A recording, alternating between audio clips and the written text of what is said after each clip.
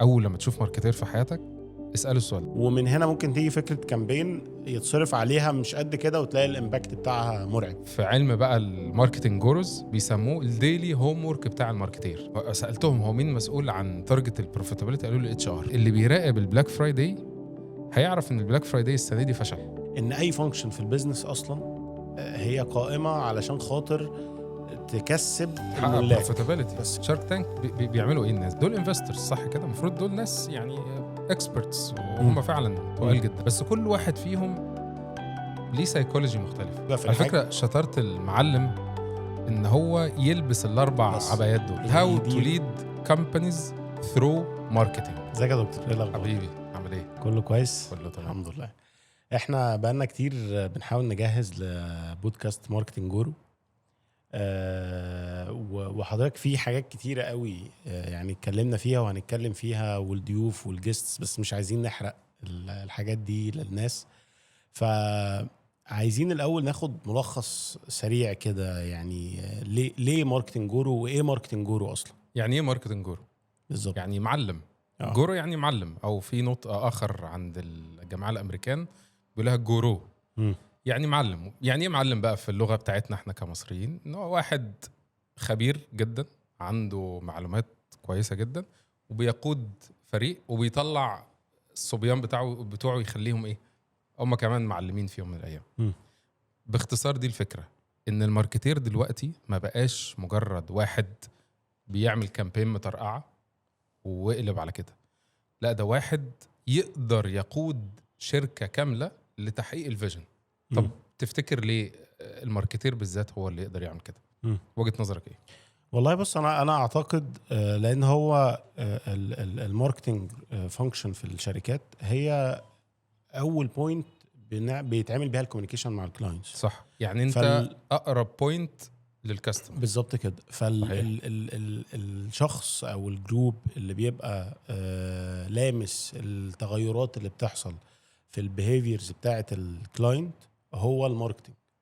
وطبعا السوق بيتغير كل يوم وكل ساعه وكل دقيقه، والكونسيومر بيهيفير بيتغير، والكاستمر سيجمنتيشن، طريقه السيجمنتيشن اختلفت عن زمان، والكاستمر نيدز اختلفت عن زمان. بالزبط. فبالتالي طول ما انت بتسمع الكاستمر، طول ما انت بتعرف تعمل ديفلوبمنت في البرودكت والسيرفيس بتاعتك. بالظبط. اسبير يعني على قدر ما العميل عايز، على قدر ما انت بتطور جوه عندك في الشركه او في المصنع او في المستشفى، في العياده، في شركه التريننج، ايا كان التخصص انت شغال فيه. بالظبط. ودايما كان لو تفتكر ستيف جوبز كان بيقول ايه، احنا بنروح نسمع العميل عايز ايه وبعدين نروح للتكنولوجي نشوف هنظبطها ازاي حسب اللي عايزه العميل. بالظبط.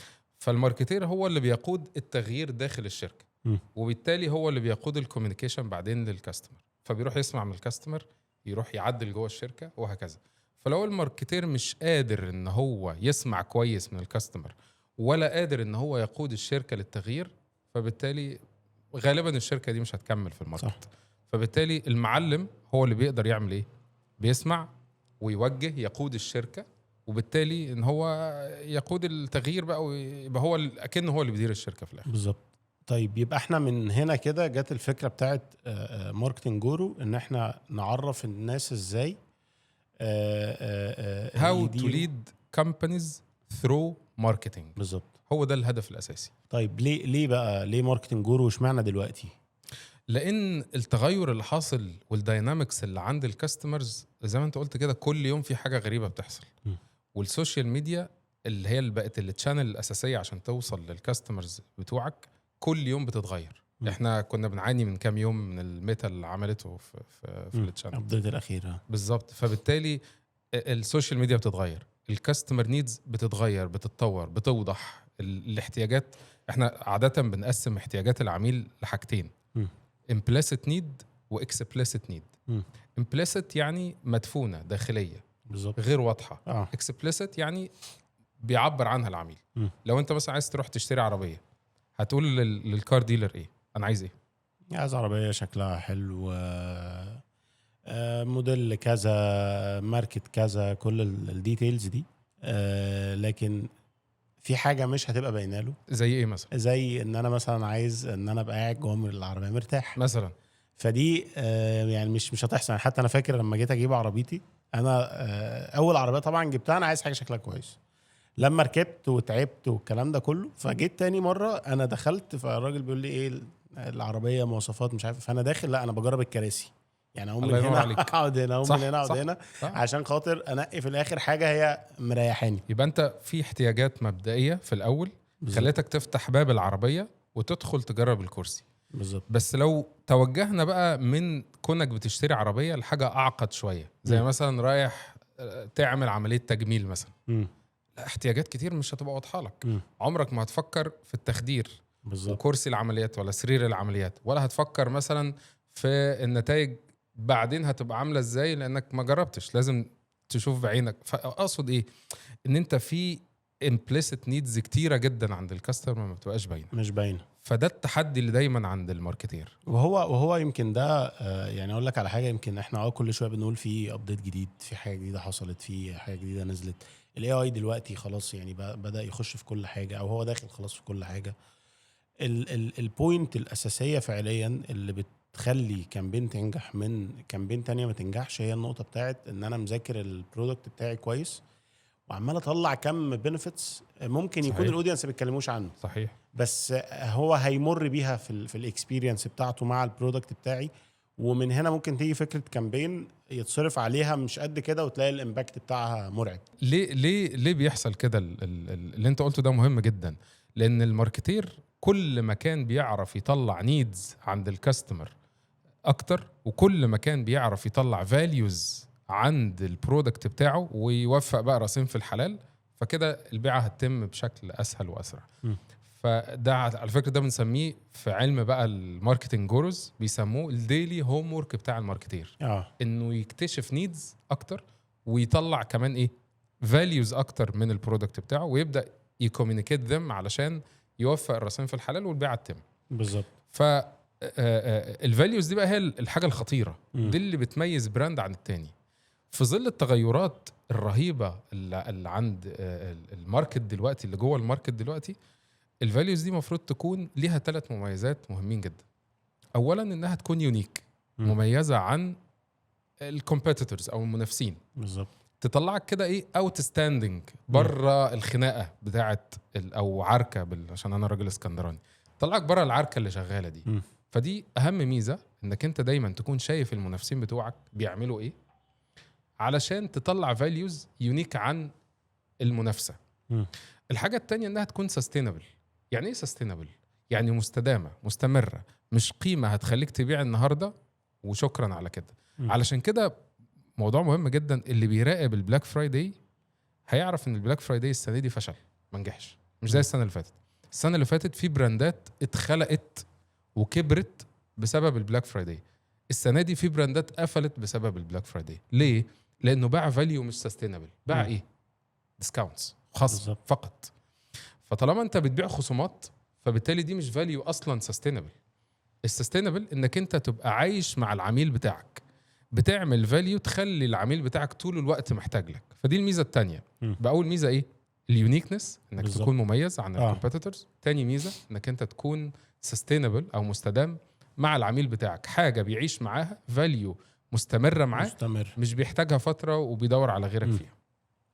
الحاجه الثانيه انك تكون كرياتيف على قدر الامكان، لان الكرياتيفيتي لو حط نفسك مكان العميل، هو ماشي في الشارع بيشوف اوت دورز، كم اوت دور بيفرق معاه، كم اوت دور بيشد انتباهه. احنا هنا في اي مكان في مصر كميه اوت دورز خرافيه مرعبه. افتح السوشيال ميديا، كميه ادز مرعبه.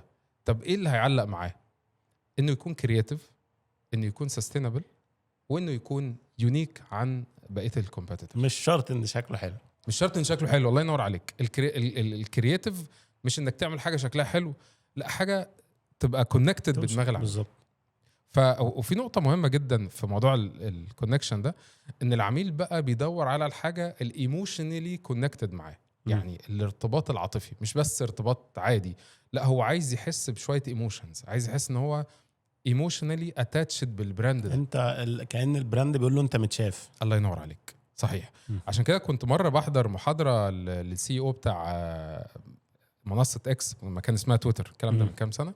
كان بيقول لك براندات كتير بتعمل اعلانات، لكن الشطاره انك انت يكون اعلانك جزء من حل مشكله عند العميل بالظبط. لكن الاعمق من كده واللي المعلمين او الماركتنج جورز بيعملوه انك ما تكونش بس حل المشكله، انك تكون الموضوع. بالظبط. يعني انا بتصل بعبد الرحمن النهارده بالتليفون علشان احكي له على كامبين ابل عملتها مثلا.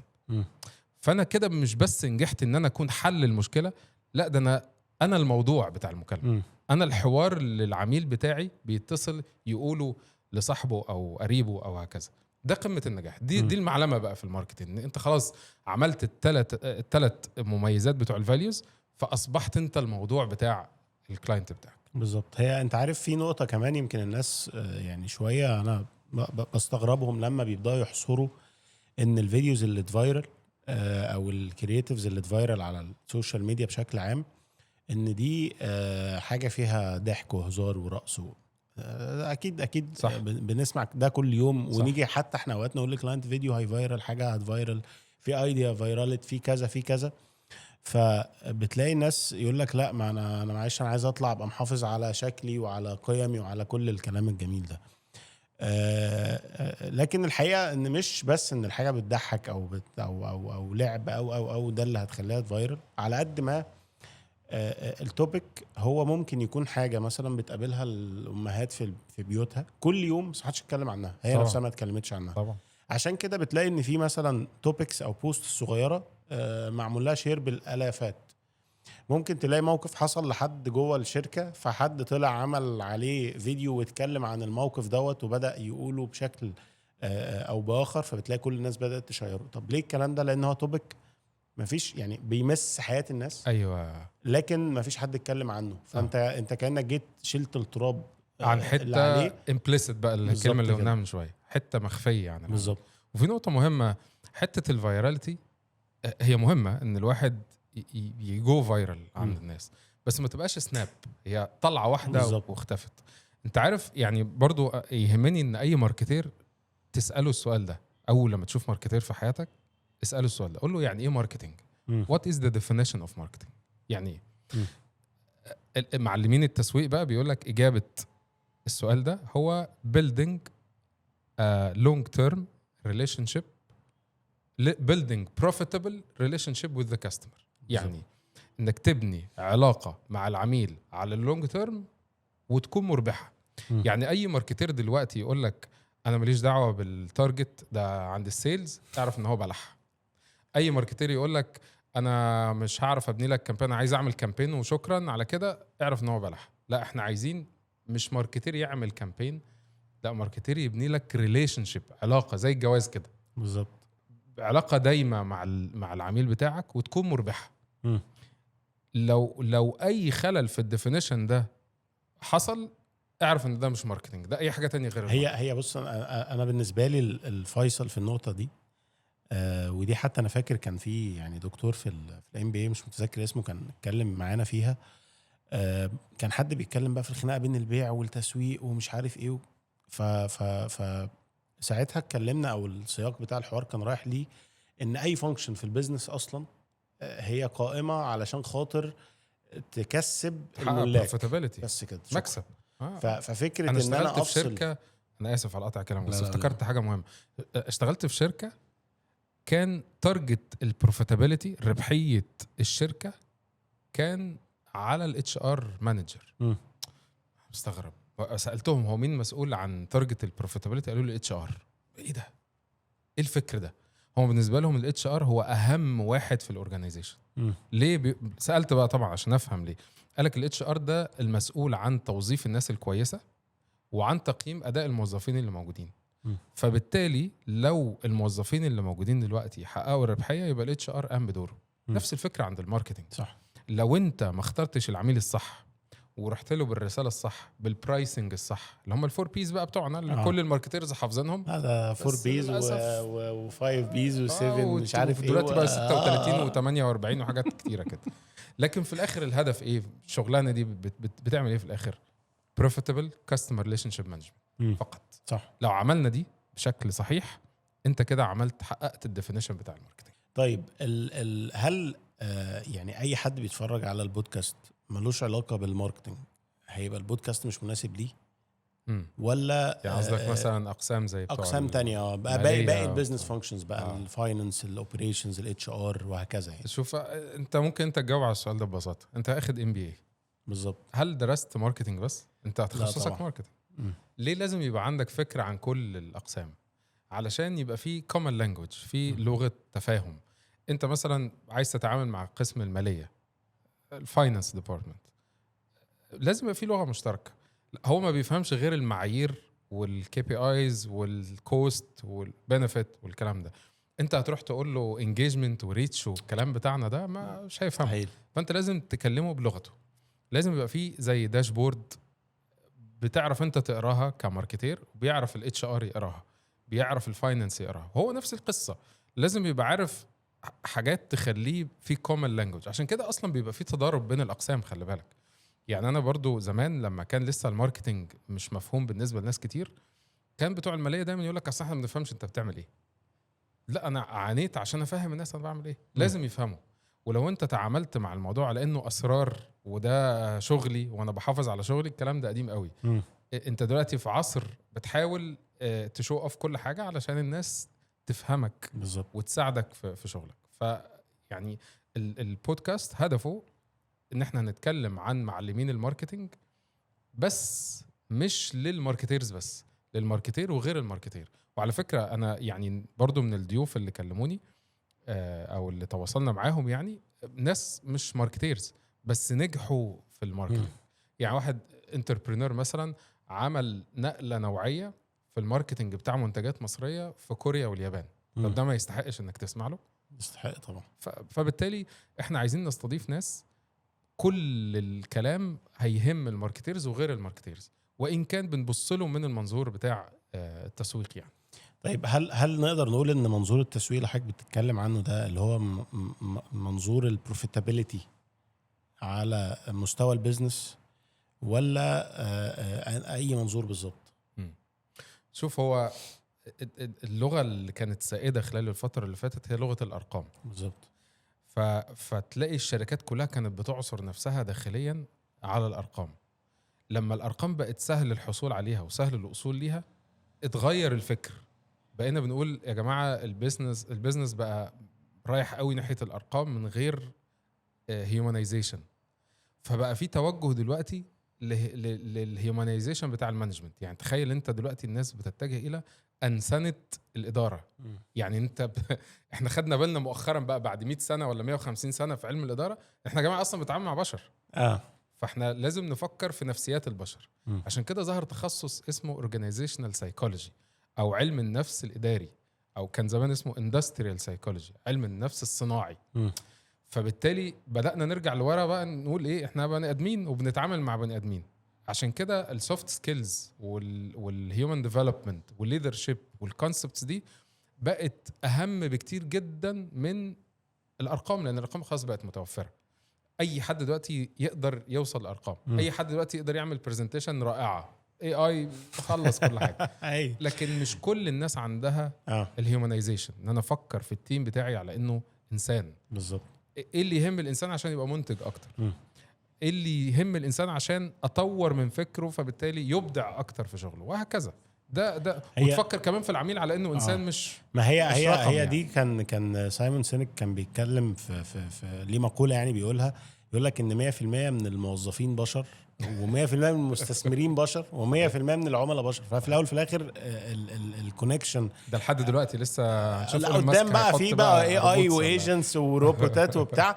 بس اقول لك على حاجه، حتى الايجنتس والروبوتات والكلام ده كله دلوقتي الناس بقت تدرس برومبت انجينيرنج عشان اتعامل مع الاي اي على انه بني ادم فعلي موجود، واديله الرول واديله الديفينيشن واقول له الستبس واقول له الانستراكشنز واقول له يعمل ايه بالظبط، اللي هو حول الاس او بي انها طبعا تتحول لايجنت، والايجنت بالظبط.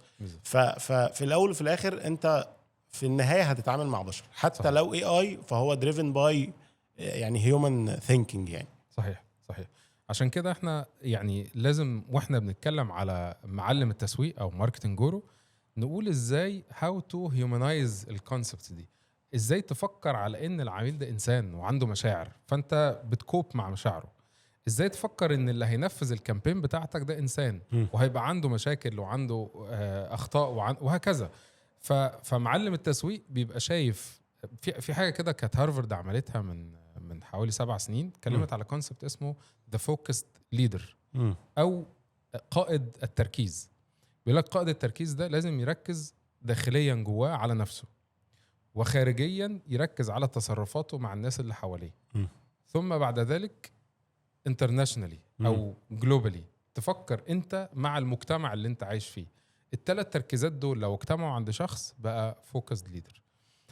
ده نوع من انواع الانسنه او الهيومانيزيشن، انك تفكر كانسان في نفسك، وتفكر كانسان في التيم بتاعك والناس اللي حواليك الدايره القريبه، وتفكر كانسان كمان جلوبالي. ده هيخليك تجرو اسرع، تشارك افكار مع نفسك ومع الناس ومع قيس على كده بقى اي حاجه هتعملها، سواء بقى في السكيلز بتاعت الكوميونيكيشن، في السكيلز بتاعت الليدرشيب، ازاي تليد نفسك، ازاي تدير نفسك، وازاي تدير الدايره الصغيره اللي حواليك، وازاي كمان تبقى ليك امباكت على الدايره الكبيره. زي ما انت شايف احنا كل ما هنتكلم على الانسان هنروح للسايكولوجي.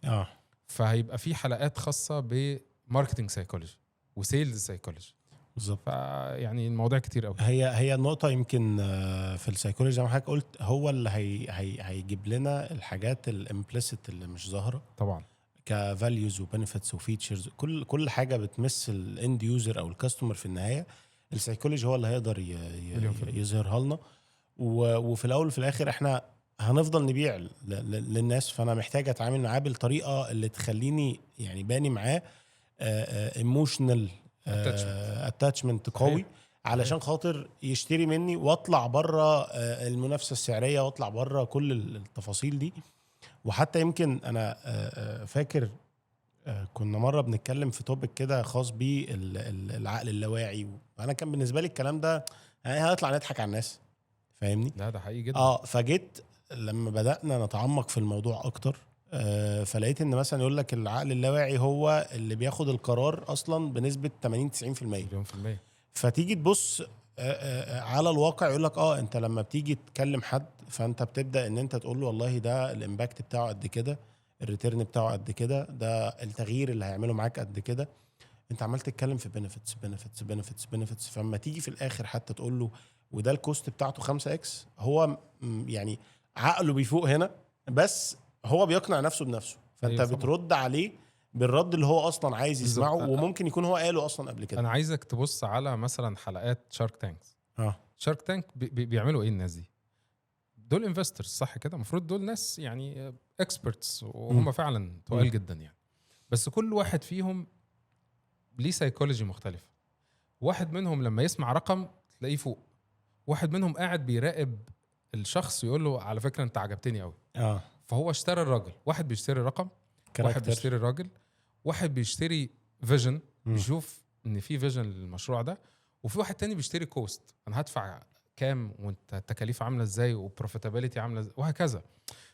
فانت لما تبص على الانفستورز، في ناس بتفتكر ان الانفستور ده يهمه رقم. لا خالص، الانفستور ده انسان. نرجع لنفس النقطه صح. فانت لو انت داخل على الانفستور عايز تقنعه، انت لازم تبقى فاهم السايكولوجي بتاعته عامله ازاي. فعلم البيرسوناليتي تايب، انك تبقى فاهم انواع الشخصيات، ده حاجه مهمه جدا عند الماركتير. انت لما هتطلع بالكلمه دي هتقول الكلمه دي هو هيفهمها ازاي، وهيسمعها ازاي، وهيترجمها ازاي، وهيرياكت معاها ازاي، او هيتفاعل معاها ازاي. فالسايكولوجي ده يعني باب لازم نفتحه. هو انا اعتقد اصلا يعني من اهم الابواب حاليا في البيزنس وفي الماركتنج بشكل عام الجزئيه بتاعه السايكولوجي طبعا، والبيرسوناليتي تايبس طبعا، لان احنا بنتعامل في البيت وفي الشغل مع زمايلنا ومديرنا وعملائنا وهكذا. فوانس ان انت فهمت البيرسوناليتي اصلا اللي انت رايح هتتكلم معاها او هتعرض عليه شغل او هتاخد منه شغل، وانس ان انت فهمته هتعرف تتعامل معاه بالطريقه بتاعته. في حد بيحب الارقام زي ما حضرتك قلت، في حد تاني بيحب يشوف الحاجه واو اتراكتيف وهايله والوان والتفاصيل دي، حد تاني يحب يسمع اللي بيدور في دماغه، حد تاني بقى بيحب التفاصيل. بالظبط كده. يعني هتخش عليه بقى زي الدكاتره كده البامفلت بتاعه الدواء، هتخش له تقول له بقى ده البحث العلمي ومش عارف ايه وبتاع. وواحد تاني لا اديني من الاخر، انا عايز اسمع الكونكلوجن. هو انا فاكر كان محمد جلال الزكي، وان شاء الله ممكن نبقى نجيبه معانا في حلقه. اتكلم يعني كان بيشرح للتيم عندنا في الشركه، تيم الاكونت مانجمنت، فاتكلم معاهم على الجزئيه بتاعه البيرسوناليتي تايبس. فساعتها هو كان يعني متقسمه معاه ل4 تايبس. التايب الاولاني كان بيتكلم فيه ده حد درايفر، ده من الاخر لازم تخش لابس له فورمال، تتكلم معاه فورمال، ارقامك مظبوطه، كل حاجه على المسطره، بيبان من طريقه سلامه وطريقه كلامه كل التفاصيل دي. وما ينفعش ان انت تاخد قرار، لا هو لازم هيبقى هو ياخد عايزك القرار. هيبقى عايز ان هو ياخد القرار، فانت فشطارتك لازم تديله المساحه بالظبط اللي تناسبك، فيختار من الاختيارات اللي تناسبك. بالظبط كده. لكن وهو لو في انت اديته الاخر اختيار بيبقى واحد، متخيل ايه ان القرار ده مين اللي خده، هو بالظبط. فده كاركتر. كان في كاركتر تانية اناليتيكال، دي اللي هي مهندسين بقى شويه، اديني في الارقام بروسس، عايز بقى اشوف خطوه خطوه بالظبط كده، واس او بيز وكل حاجه متحنتفه ومش عارف ايه والكلام ده. كان في كاركتر تالتة اللي هي الاميبل، يقول لك ده حد هادي جدا، لازم تصاحبه، دوت يخش ان احنا اصحاب، وده يعني صحوبيه اكتر، يبقى هو مبسوط اكتر جداً. بس مشكلته مثلا هو ده فجاه يعني تلاقي الدنيا هاديه، وغلطت عادي، مفيش، كلنا بنغلط وكلنا بشر. ما جبتش الجولز بتاعت الكامبين، لو زعل بيقوم قالب بقى الترابيزه. ايوه خلاص، ايموشنالي بالظبط هو كده، شخص ايموشنال بشكل كامل 100%. الشخص بقى الثالث ده يعني هو انا مش متذكر الاسم بتاعه ايه، بس هو الشخص الكرييتيف او بالظبط اللي هو عايز حاجه اوت اوف ذا بوكس دايما. ده يعني انا حتى وقتها وصفته كده، هو بيتلون بالكاركتر اللي موجوده قدامه. قدامه اناليتيكال هيعرف يبقى اناليتيكال، قدامه درايفر هيعرف يتعامل مع الدرايفر، قدامه ايميبل هيعرف يتعامل معاه. ده هتقنعه بكرياتيفيتي وهتقنعه بكل الديتيلز دي. واصعب كاركتر في الاربعه دول انا بالنسبه لي هو الكرياتيف ده، لان ده يعني بيبقى دايما بوكر فيس، هو انت مش عارف انت ايه، فاهمني. ووقت ما جينا نبص بقى الكاركترز ديت، لقينا يعني او حتى الشرح اللي هو قاله كمان للتيم، ان كل حد بيبقى عنده التو كاركترز دول، بس ببرسنتج في طبعا. صفه سائده كده، وهي دي الغالبه في على الحاجه. فكره شطاره المعلم ان هو يلبس الاربع عبايات دول، بالظبط كده، انك تعرف تلبس العبايه الصح في الموقف الصح، بالظبط، مش ان انت تتعامل بالديفولت بتاعك. أيوة. عارف الناس اللي تقول لك ايه، اصل انا راجل صريح وبحب الصراحه، ده مش صح. بالظبط، احيانا بيكون ده مش مناسب للموقف اللي انت فيه. تختار تبقى درايفر امتى، تختار تبقى ايميبل امتى، تختار تبقى اناليتيكال امتى، حسب السيتويشن وحسب الموقف اللي انت فيه. وكمان ده ممكن يودينا الحته ان انت اوقات اصلا في البيزنس بتبقى عايز يعني تلبس عبايات كتيره. طبعا. فانا هشيل كاركتر بتاعه الماركتير وهدخل في العبايه بتاعه الكاستمر سيرفيس، فلازم اتكلم بالتون وبالطريقه والاتيتيود، مور ايموشنال، مور انجيجنج مع الكاستمر. فدي محدش هيعرف يعملها غير معلم فعلا. بالظبط. في حاجه تانية حضرتك عايز تقولها قبل بدايه الحلقه؟ عايز الناس دايما يعني تريكومند مواضيع، وتريكومند كمان او ترشح لنا او توصينا بسبيكرز او ناس ضيوف يعني ان شاء الله، لان في ناس كتير الحقيقه عندها نوليدج وعندها دبث، عمق في المعلومات، لكن ما بيحبوش قوي التصوير والبودكاست وكده. الناس دي هي حقيقي الناس دي اللي انا عايزها، الناس اللي عندها علم اكتر واكسبيرينس اكتر من الشوينج يعني. هو احنا بنعد البرنامج قلنا احنا هنجيب الناس اللي مش معروفه. هو قال لك كده مش متشافه. يعني انا بتكلم لكل الكاميرات. احنا هنجيب الناس اللي مش معروفه، مش متشافه، عندها ساينس، عندها اكسبيرينس، عندها انفو، عندها كيس ستاديز، عندها نجاح محترم وفشل كمان. هنجيبهم عشان ننقل الاكسبيرينس دي وننقل المعلومات دي لكل الناس، فكله يستفيد بيها. لانه للاسف كله بيطلع يقول احنا حققنا، احنا بقينا يونيكورن، احنا جبنا ارقام، احنا بقينا اجمد شركه في الكون، بس ما حدش بيقول احنا وقعنا بسبب البوينت الفلانيه، ودي هتتطلب كذا يعني. صحيح. ان شاء الله تكون يعني بدايه خير، وتكون خطوه في المحتوى العربي، يعني تودي النتائج كويسه وتفيد الناس كتير. وبنوصي كل الناس بقى لايك وشير وكومنت، ولا حدش هيقول لكم الكلام ده غيري في في البرنامج ده. فلايك وفولو وسبسكرايب وكومنت بالاسئله بتاعتكم، ولو في اي توبيك او شخص شايفين ان هو مناسب ان احنا نستضيفه معانا اكتبوا لنا في الكومنتس، وانتظرونا في حلقة كل اسبوع مع ماركتنج جورو.